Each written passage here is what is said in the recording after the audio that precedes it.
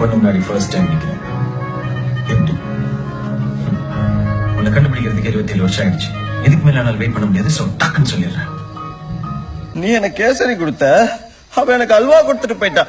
நம்ம தலைவர் மாதிரி இதே சத்யம் தியேட்டர்ல நம்ம பேனரும் வரணும். இன்னைக்கே கேஸ் ரவிக்குமார பாக்குறோம், தெரிக்க விடுறோம். எனக்கு எப்போ ஓகே சொல்வேன்?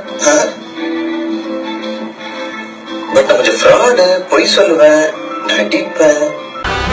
இந்த மாதிரி சாதாரண பசங்களுக்குலாம் எல்லா வாய்ப்பும் கிடைக்காது காவ்யா. நாங்க தான் ஏற்படுத்திக்கணும். நீயும் டக்குன்னு சொல்லணும்னு அவசியம் இல்ல. கொஞ்சம் டைம் எடுத்துக்கோ. வெயிட் பண்றேன். ஓய் செல்ஃபி. அப்புறம் எப்போ ஓகே சொல்வ? கொஞ்சம் அப்படி போய் உட்காரியா? அப்படி போய் உட்கார்ந்தா ஓகே சொல்லுவியா? அன்னையே படித்தால் வேலைதான் கிடைக்கும், நடித்தால் இந்த நாடே கிடைக்கும். கிடைக்கும். பஞ்சு டயலாக்.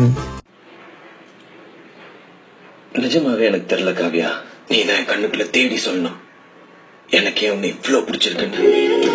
20 வருஷமா இதுக்குன்னு தெருவெல்லாம் திரிஞ்ச வந்தா. பட் இருந்தாலும் எனக்கு நீ ஈஸியெல்லாம் வேண்டாம், எனக்கு நீ ஈஸியெல்லாம் வேண்டாம். பேசி பேசி கரெக்ட் பண்ணுவேன். உங்க பத்தி அலையாம பிரியாம ஜெயகிற காதல. போற போக்கில் ஒரு லுக்க விட்டு என்ன செஞ்சுட்டாளே, என்ன செஞ்சுட்டாளே. பாரபட்சம் பார்க்காம கூட வச்சு